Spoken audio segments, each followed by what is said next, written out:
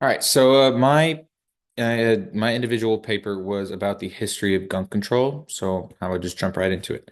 The history of gun control is a very it's not a divisive topic, but gun control is. Back in the day during the colonial period when it started, it wasn't that deep as they like to say nowadays. Because back then it was a different kind of life. They cared about their survival, their hunting, their defense against Native Americans, for example, and foreign powers like the British, the Spanish, the French. Um, yeah, the Second Amendment was just about wasn't really a thing yet. It was hasn't come into light during the colonial period until a little bit later on, and like into 1791 when the Bill of Rights was officially drafted, which states that well-regulated militia being necessary to the security of a free state, the right of the people to keep and bear arms shall not be infringed. A little later on, during the 19th century America, firearms became more of an everyday, more of an everyday life, even more than the colonial period.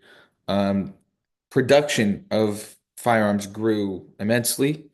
Um, Americans were able to buy them at stores, and they're easily obtainable and more affordable for families. And around the 1800s, it was kind of like the colonial period.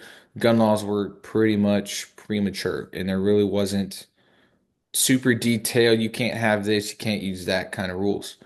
Um, but that was when more and more people started coming into the country. And so when the country started turning more to an urbanization kind of place, then everything started to be changed. And that is when people started to get worried.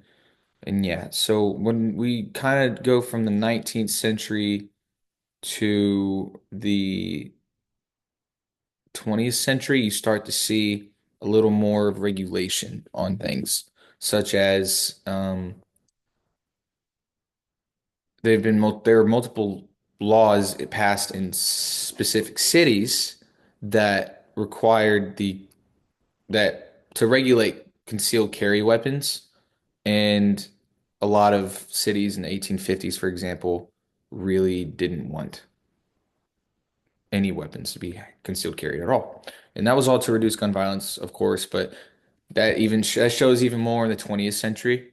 There was a lot of organized crime, such as Al Pacino, and I don't know who that was exactly, but I know that the organized crime at that time was very bad, that the federal government that had to pass they had to pass the National Firearms Act of 1934, and they also needed to pass the Gun Control Act of 1969. Those expanded regulations and took away machine guns and shotguns as available weapons.